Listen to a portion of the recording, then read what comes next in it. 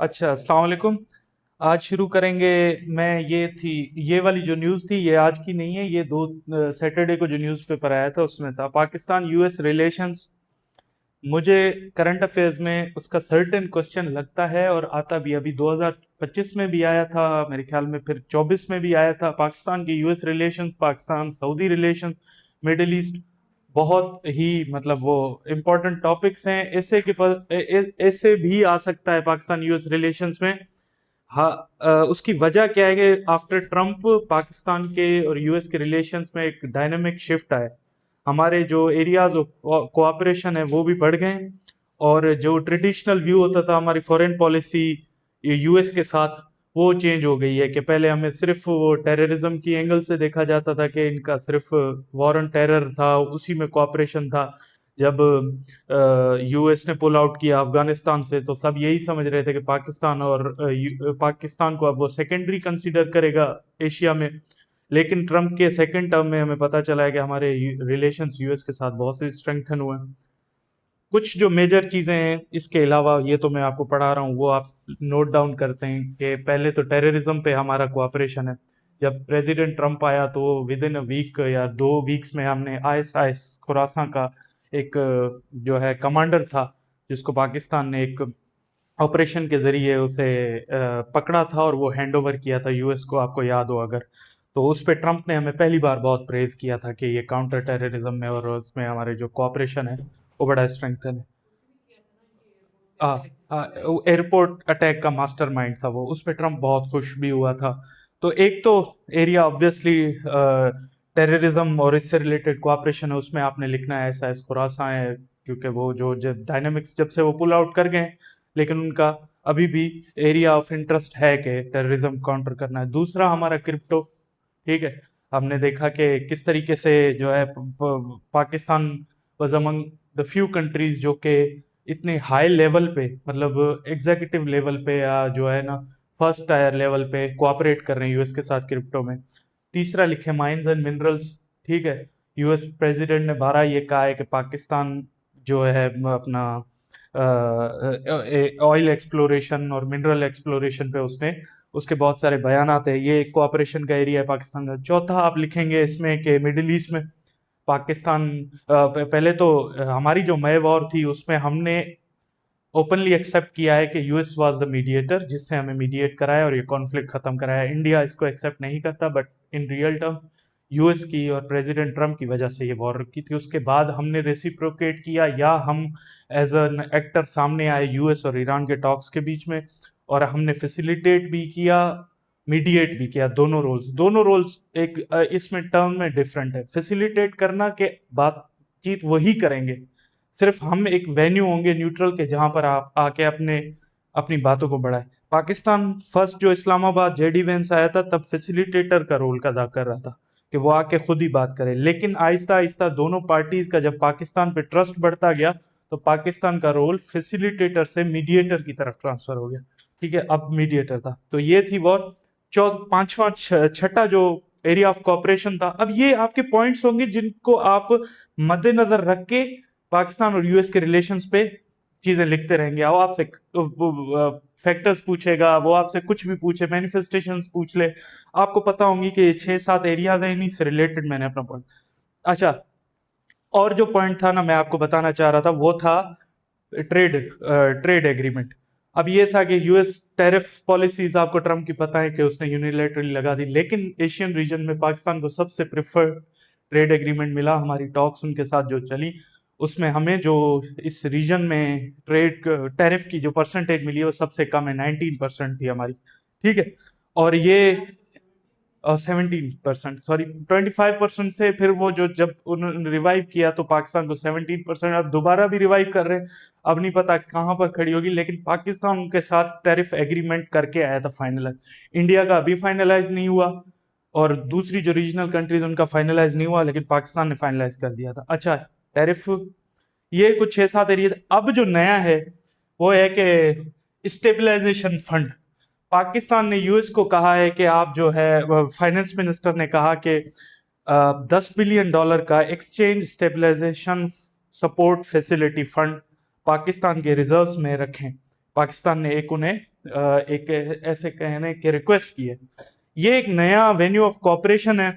US का जो ये फंड है जिसको हम कहते हैं एक्सचेंज स्टेबलाइजेशन सपोर्ट फैसिलिटी, ये आज से नहीं है, 1936 से इसकी हिस्ट्री है।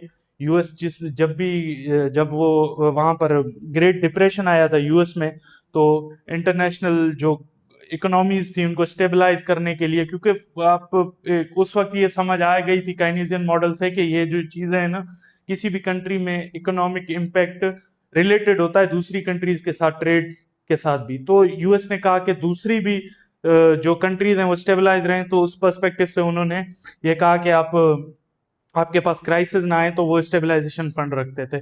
रिसेंट पास्ट में उन्होंने अर्जेंटीना में और कुछ ऐसी मेक्सिको में उनको भी ये फंड दिए थे। तो पाकिस्तान ने ये रिक्वेस्ट की है कि आप $10 बिलियन हमारे रिजर्व में रखें। हमारे यहाँ क्या मसला है, हमारे यहाँ एक्सचेंज रेट की स्टेबिलिटी का भी मसला होता है, हमारे यहाँ एक्सटर्नल डेफिसिट भी आ जाता है, और हमारे यहाँ डॉलर्स क्या, तो आपको सिनेरियो पता है कि एक्सचेंज रिजर्व्स में हमेशा डॉलर्स की शॉर्टेज होती है, हमें लोन्स पेमेंट करनी होती है, और जो है हमें अपनी इंपोर्ट्स के बिल जो है ना वो एक्सपेंसिव पड़ते हैं क्योंकि हमारा ट्रेड डेफिसिट बहुत ज़्यादा है।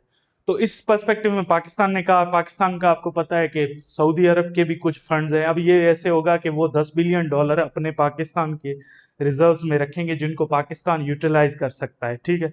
और वो एक कोऑपरेशन का मतलब एक नया लेवल है, एक नई तरफ जा रहे हैं जहां पर अगर कोई कंट्री आपके रिजर्व्स में $10 बिलियन रख रही है, इट मीन्स कि आपका कोऑपरेशन कोई 1 साल या 2 साल का नहीं होगा। अब ये आपका आगे डेकेड्स की पॉलिसी होगी कि आपने अपने रिलेशनशिप्स को कैसे मेंटेन करना है ताकि ये जो कोऑपरेशन की लाइन है ये सस्टेन रहे। सो पाकिस्तान की ये रिक्वेस्ट करना और आगे देखें यूएस अगर इस चीज को एक्सेप्ट कर लेता है तो हम इसको कह सकते हैं कि ये लॉन्ग टर्म जो प्लानिंग्स होती हैं, ये लॉन्ग टर्म कोऑपरेशन है ना पाकिस्तान और यूएस का, वो बढ़ता रह जा रहा था। पहले पाकिस्तान और यूएस की जो कोऑपरेशन होता था वो शॉर्ट टर्म होता था, ठीक है, वॉर ऑन टेरर में और उसमें देखा जाए, और उसके बाद हमें यही लगा कि हमारी इंटरेक्शन सिर्फ शॉर्ट टर्म होगी या हमारे इंटरेस्ट जो है ना वो सिर्फ महदूद होंगे टेररिज्म पे। तो एक छठा सातवां पॉइंट स्टेबलाइजेशन फंड से रिलेटेड कि आपको पता होना चाहिए कि कैसे रिक्वेस्ट की है पाकिस्तान ने, और ये पाकिस्तान को फ्यूचर में एक नया पॉइंट है यूएस के साथ कोऑपरेट करने का। That was the thing I wanted to discuss. Moving forward, जो दूसरी चीज है, अच्छा आपको पता होगा मोहसिन नकवी इंटीरियर मिनिस्टर, उन्होंने 4-5 दिन पहले बयान दिया था कि पाकिस्तान में नए यूनिट्स बनने चाहिए, पाकिस्तान का सिस्टम अंदर से कोलैप्स कर चुका है, कुछ इस तरीके की स्टेटमेंट थी। और new provinces is a very significant topic जिस पे रिपीटेडली क्वेश्चन पूछते हैं पाकिस्तान के उससे, और वो एक डायरेक्शन में पूछें, कभी कभी वो डायरेक्टली पूछ लेंगे प्रोविंस से, कभी कभी 18th अमेंडमेंट पे वो एक शुबात छोड़ देते हैं कि किस तरीके से बात हमने उस पे करनी है, प्रोविंसेस का जिक्र जरूरी आना चाहिए। लेकिन ये है, अब आप इस खबर को जैसे नकवी की खबर पढ़ी तो इससे जो मोहसिन नकवी साहब के स्टेटमेंट के बाद रिएक्शंस आए डिफरेंट प्रोविंसेस से। मैंने कहा आपको आगाह कर दूं कि किस प्रोविंस की क्या ग्रीवेंसेस हैं प्रोविंसेस, न्यू प्रोविंसेस से रिलेटेड, ताकि जब आप आंसर अटेम्प्ट करें तो you should not be utopic. देखें एग्जामिनर आपसे जब आंसर्स में ना आपसे प्रैक्टिकलिटी मांगता है कि आपके सॉल्यूशंस में प्रैक्टिकलिटी होनी चाहिए। आप कह देंगे पाकिस्तान में 14 सूबे बनने चाहिए, तो एग्जामिनर जब देखेगा कहेगा कि 12 या 14 सूबे कह रहे हैं, पर इसे क्या प्रोविंसेस के इंटरनल डायनामिक्स का नहीं पता, रेजिस्टेंस का आ रही।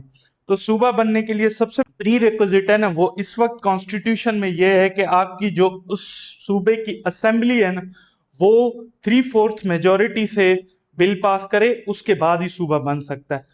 तो अभी कॉन्स्टिट्यूशनल ये पोजीशन है, लेकिन नकवी साहब ने जैसे कहा तो फिर सिंध से रिएक्शन आया कि हम नहीं तोड़ेंगे, क्योंकि हमारे यहाँ प्रोविंसेस में पर्टिकुलरली सिंध में ये कंसीडर किया जाता है कि अगर हमारे यहाँ न्यू प्रोविंसेस की बात आई तो it is something like attacking on our identity, और हमें डिवाइड जो है ना वो लसानियत के बुनियाद पे किया जा रहा है कि जब वो एडमिनिस्ट्रेटिव यूनिट्स की बात करते हैं तो वो कहते हैं कराची को सूबा बने।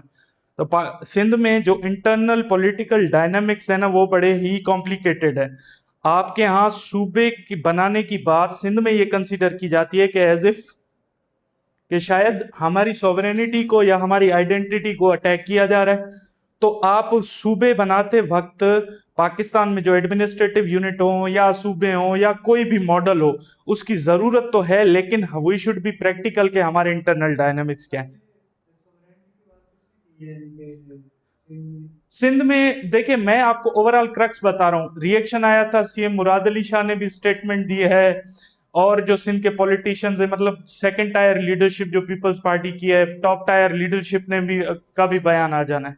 लेकिन प्रोविंसेस की सबसे बड़ी रुकावट जो सिंध में है, एक तो आपने पॉइंट लिखना है कि प्रोविंसेस जब न्यू पाकिस्तान में न्यू प्रोविंसेस बनने चाहिए, लेकिन आपको जो पॉपुलेशन की जो मतलब सेंसिटिविटीज हैं, उनको भी कंसिडरेशन में लेना चाहिए। ठीक है, you can not impose solution from the top. आपने आपका सूबा बनाने से जो प्रोसेस है ना, उसमें आपको इंगेज करना है लोकली जो पॉपुलेशन है या जो प्रोविंसेस हैं, उनके ग्रीवेंसेस को एड्रेस करके उसके बाद भी। पाकिस्तान में सूबे को लसानी बुनियाद पे बनाना, ये एक ड्रॉबैक है 18th अमेंडमेंट का। 18th अमेंडमेंट में मैं अगर आपको बता दूं तो NWFP का नाम चेंज करके खैबर पख्तूनख्वा रखा गया। हालांकि हमारे कॉन्स्टिट्यूशन में ये चीज लिखी हुई है कि आप कोई भी ऐसा एक्ट या कोई भी ऐसी चीज प्रोमोट नहीं करेंगे जिसमें किसी इथनिसिटी को या किसी और उसको स्पेशली प्रमोट किया जाए, या किसी इथनिसिटी को मतलब एक वो मतलब एम्फेसिस दिया जाए, या ऐसी फीलिंग्स को आपने प्रमोट नहीं करना बेसिकली। लेकिन हमने खैबर पख्तूनख्वा नाम रखा, तो उसके बाद जो ट्रेंड चेंज हुआ है वो ये हुआ है कि अब हर सूबा कह रहा है सराइकिस्तान भी आइडेंटिटी इथनिसिटी के बेस पे, आपका कराची सूबा वो कह रहे मुहाजिरिस्तान बनाए, तो वो भी एक इथनिसिटी के बेसिस पे है। हजारा डिवीजन वाले कह रहे हैं कि हजारा सूबा बनाए, वो भी इथनिसिटी के बेसिस पे। तो आप इन चीजों को समझें कि इथनिक लाइंस पे सूबे नहीं बनने चाहिए। एडमिनिस्ट्रेटिव यूनिट्स की बहुत सारी एक्सप्लेनेशन है। जो सबसे बड़ी हमारे यहाँ सोल्यूशन कंसिडर किया जाता है, वो कहा जाता है कि लोकल गवर्नमेंट डिवॉल्व करें। Local government true and later and spirit से अगर डिवॉल्व हो गई पाकिस्तान के अंदर, तो you will not need new provinces, ये डिबेट एंड हो जाएगी। लेकिन अब अगर आप इस वक्त मुल्क के जो हालात हैं उसमें सूबा बनाने की बात, मतलब हमारी इंटीग्रेशन को क्वेश्चन में लाना है और फर्दर जो हमारी यूनिटी है उसको फ्रेजाइल कर देना। सो ये डिस्कशन आपको पता चली कि सिंध के क्या ग्रीवेंसेज हैं, और यहाँ पर पंजाब के डायनेमिक्स में आपको बता दूं, सराइकिस्तान सूबे ये वाहिद पंजाब वाहिद प्रोविंस है जिसकी इसमें प्रोविंशियल असेंबली में करारदाद मंजूर हो चुकी है नए सूबे की, लेकिन वो उसको इम्प्लीमेंट नहीं किया जाता। क्यों? सूबे बनाए, एडमिनिस्ट्रेटिव यूनिट बनाए, इथनिसिटी के बुनियाद पे नाम बनाए, और अगर बना भी रहे हैं वैसे ही एडमिनिस्ट्रेटिव यूनिट बना रहे हैं, तो कम से कम लोकल पॉपुलेशन का कंसीडर करें, इसको एज अ स्टेप ना लें। ये ज्यादा चीजें बिगाड़ देगा, आपका बेहतर नहीं करेगा। जो भी एग्जांपल दे रहे थे वो कि बड़ी बड़ी कंट्रीज में इतने सूबे, उन्होंने मोहसिन नकवी साहब ने कहा, या उसके बाद जो बातें हो रही थी कि अमेरिका में इतने प्रोविंसेस हैं, इंडिया में इतने, चाइना में इतने, उसमें तो भाई घाना में भी ज्यादा प्रोविंसेस हैं, बहुत सारी कंट्री, अफगानिस्तान में भी इतने हमसे ज्यादा प्रोविंसेस है। क्या वो डेवलप्ड है? ये डेवलपमेंट का क्राइटेरिया नहीं है। बेसिकली क्राइटेरिया होती है कि सर्विसेज और जो अथॉरिटी पावर वो डिवॉल्व हो लोगों के पास लोकल लेवल पे, तो वो चीज ज्यादा इफेक्टिव होती है। तो हमारे यहाँ काउंटर जो प्रोविंस के काउंटर में जो सबसे बड़ा आर्ग्यूमेंट दिया जाता है वो ये लोकल गवर्नमेंट का डेवोल्यूशन, और ये चीजें मैंने आपको बता दी। अब आगे बढ़ते हैं। अच्छा, पॉलिटिकल साइंस के आप स्टूडेंट से, पेपर 2 में यूके का कॉन्स्टिट्यूशन है। यूके का ये एक डान के इंटरनेशनल की भी एक कॉर्नर में खबर थी। अब देखें ना न्यूज़पेपर से कैसे चीजें मिलती है। पॉलिटिकल साइंस में Burnham, Andy Burnham new prime minister बने यूके के। ठीक है, दैट्स एमसीक्यूज के पॉइंट ऑफ व्यू से ये एक इम्पोर्टेंट है। एंडी बर्नहैम ने कहा है कि यूके को वो एक इस नैरेटिव को बैक कर रहे हैं कि यूके का कॉन्स्टिट्यूशन रिटन होना चाहिए। आप जब पॉलिटिकल साइंस का पेपर 2 यहाँ पढ़ेंगे और सर आपको पढ़ाएंगे कि UK is the only country जिसका कॉन्स्टिट्यूशन रिटन है ही नहीं। ठीक है, it has no written constitution. किस पे चलता है? स्टेचुएट्स पे चलता है, ट्रेडिशंस पे चलता है, या कोई ऐसी जो एक मतलब पास्ट की जो मतलब वो कॉन्स्टिट्यूशन नहीं है, वो एक सेट ऑफ मतलब एक इस्टेब्लिश्ड नॉर्म्स हैं, वैल्यूज हैं, या जो ट्रेडिशंस हैं, उस पे ही वो चलता है। लेकिन बर्नहैम, एंडी बर्नहैम बैक कर रहे हैं कि अब रिटन कॉन्स्टिट्यूशन दे। अब वो इतने सालों से ऐसे चल रहे थे, लॉज थे या लोग डिफरेंट चीजों के लॉज होते हैं उन पे चलते हैं, लेकिन कोई कॉन्स्टिट्यूशन रिटन नहीं था। एंडी बर्नहम का ये कहना कि यूके को एक रिटन कॉन्स्टिट्यूशन चाहिए, ये आप यूके का पॉलिटिकल सिस्टम आ जाए, कहीं ना कहीं आपको ये खबर जहन में हो, आप देखिएगा, आप इसको यूटिलाइज कीजिएगा। मैंने ये पर्सनली देखा है कि जितना आप पास्ट की चीज को भी प्रेजेंट से रिलेट करते हैं, आपके लिए फायदेमंद होती है। किसी भी कंट्री को रिटन कॉन्स्टिट्यूशन की जरूरत क्यों पड़ रही है यूके को? वो इतनी वर्ल्ड वॉर्स देख चुका है, वो इतनी सिविल वॉर्स देख चुका है, वो इतने क्राइसिस देख चुका है अपनी डोमेस्टिक पॉलिटिक्स में साथ। तो उसकी जरूरत क्यों पड़ती है? क्यों? क्योंकि आपके जो इंटरनल क्राइसिस है ना, वो डीपन हो जाते हैं। यूके में आपको दो तीन पर्सपेक्टिव जो मुझे समझ आ रहे हैं, इसकी डिमांड क्यों बढ़ रही है, बात क्यों कर रहे हैं, क्यों? क्योंकि यूके में फार राइट पॉलिटिकल पार्टीज का राइज हो रहा है। ठीक है, यूके की जो डेमोग्राफिक जो अपना सिचुएशन है ना, वो बड़ी चेंज होती जा रही है इमिग्रेंट्स और माइग्रेंट्स के बाद। यूके में जो पॉलिटिकल क्राइसिस आया ना पिछले 7 साल, पिछले मेरे ख्याल में 7 साल में 10 प्राइम मिनिस्टर, 6-7 साल में 5 साल में 7 प्राइम मिनिस्टर्स चेंज हुए। और यूके में जो ये क्राइसिस की सिचुएशन है ना, ये एक पॉलिटिकल वॉइड क्रिएट कर रही है, गैप क्रिएट कर रही है, जिसकी वजह से डिमांड आ रही है कि कोई चीज रिटन हो, कोई चीज ऐसी हो जिसमें सबकी ड्यूटीज, सबकी चीजें डिफाइंड हो, रोल्स डिफाइंड हो, ताकि इन क्राइसिस से बचा जाए। So that is the thing कि जब आपके इंटरनल डायनामिक्स में इतनी क्राइसिस आ जाएं, तो वो कंट्रीज जो इतने साल खुद को स्टेबल करके रखा हुआ है जिन्होंने, और हर क्राइसिस से लड़ पड़ती हैं, तो इंटरनल जो डायनामिक्स है ना, वो इतने इंपॉर्टेंट होते हैं किसी कंट्री में। तो बर्नहैम की ये चीज आपको जहन में रखनी है। अच्छा, fire fighters under pressure amid raising wild fire, ये मैं क्लाइमेट चेंज के इस साल के, हर साल के नए स्टेट्स हैं, हर साल की नई डेवलपमेंट्स है। इस साल क्लाइमेट चेंज बुरे तरीके से जो इम्पैक्ट कर रहा है वो यूरोप को कर रहा है। ठीक है, अब तक यूरोप में 3 टाइप के क्राइसिस आ चुके हैं।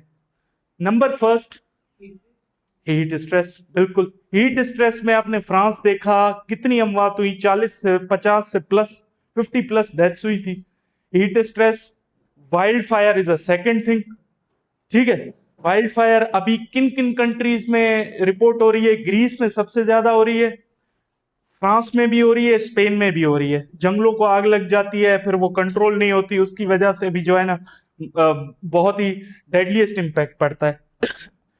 तीसरा जो क्राइसिस है, लो रेन्स, बारिशें सबसे कम पड़ रही हैं मतलब इन इलाकों में, यूरोप की जो साइड है, तो वहां पर फ्रांस पर्टिकुलरली, यूके और इन कंट्रीज में जो लो रेंज है ना, वो भी इस चीज को बढ़ावा दे रहे हैं। It is all because of the climate change, जो कि सिचुएशन वहां पर वर्स्ट हो रही है। यूके को पर्टिकुलरली, या इनको यूरोप को पर्टिकुलरली माइल्ड एरिया कंसिडर किया जाता था, जहां क्लाइमेट चेंज का इतना सवियर इम्पैक्ट फील नहीं हो रहा था। लेकिन अब जो स्टडीज आई हैं, उससे ये पता लग रहा है कि यूरोप सबसे ज्यादा डेट्रियोरेट होने वाला इलाका है क्लाइमेट चेंज की वजह से, और सबसे ज्यादा थ्रेट जो है ना यूरोप में। सो ये मैं 3-4 क्राइसिस आपको बताया क्लाइमेट चेंज से रिलेटेड, ऐसे पूछे हैं या क्वेश्चन पूछे हैं, आपको पता होना चाहिए कि किस इलाके में उसके क्या क्या इम्पैक्ट्स हैं इस वक्त। पाकिस्तान में तो आपको पता है फ्लड्स हैं, या ग्लेशियर्स का पिघलना है, मूनसून की डिसरप्शंस हैं। पाकिस्तान के अपने प्रॉब्लम्स है क्लाइमेट चेंज के, यूके के अपने। हीट स्ट्रेस भी पाकिस्तान में अब काउंट होता है। ठीक है, सो 6-7-8 क्लाइमेट चेंज के जो इम्पैक्ट्स हैं ना, वो आपको पता होना चाहिए।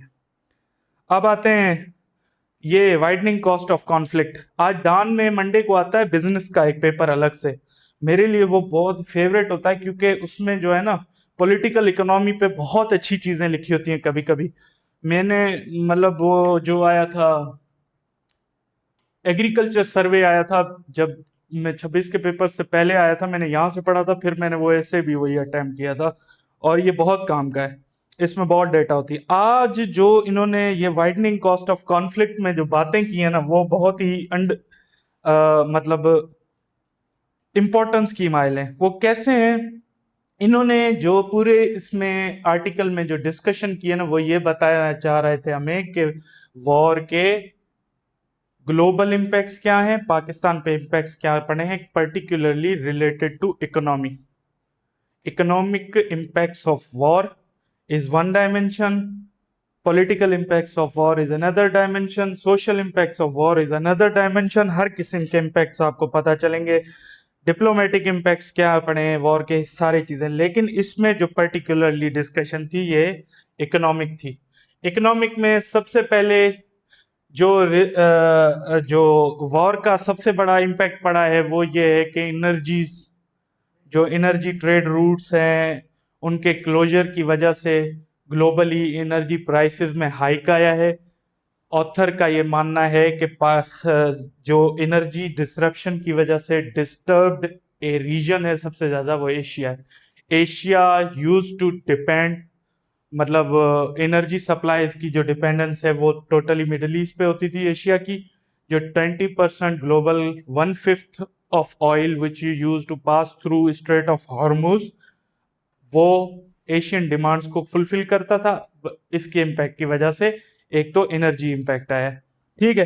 दूसरा क्या है, दूसरा उन्होंने कहा कि इंटरनेशनल जो ग्लोबल ग्रोथ के जो डायनामिक्स थे, मतलब वो थे कि इंटरनेशनल इकोनॉमी में जो फोरकास्ट वर्ल्ड बैंक देती है, आईएमएफ देती है, उन्होंने भी अपनी एक्सपेक्टेशंस को लोअर कर दिया वॉर की वजह से।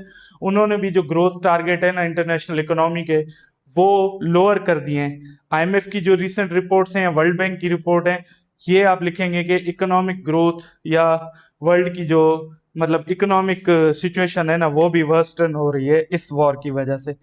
तीसरी चीज उन्होंने जो बताई वो ये एनर्जी ट्रांजिशन और ये सारी चीजें। फिर वो आ गए पाकिस्तान पे। उन्होंने कहा कि पाकिस्तान पे इसके इम्पैक्ट सबसे पहला ये पड़ा कि पाकिस्तान की जो ग्रोथ है ना वो टारगेटेड नहीं हुई। इस साल पाकिस्तान की इकोनॉमिक सर्वे ऑफ पाकिस्तान के मुताबिक पाकिस्तान की जीडीपी ग्रोथ है 3.7%।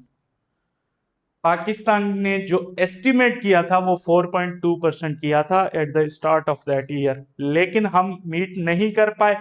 फाइनेंस मिनिस्टर औरंगजेब ने अपनी उस प्रेस कॉन्फ्रेंस में 3 चीजों का जिक्र किया। पहला जिक्र किया कि मिडिल ईस्ट कॉन्फ्लिक्ट की वजह से हम अपने टारगेट को मीट नहीं कर पाए। दूसरा बताया 2025 की मूनसून और उसकी डिस्ट्रक्शन।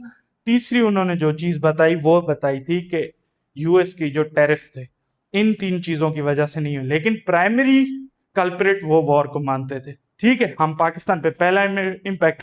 दूसरा, स्टेट बैंक ने अपनी मॉनेटरी पॉलिसी जो है ना उसको कम नहीं किया।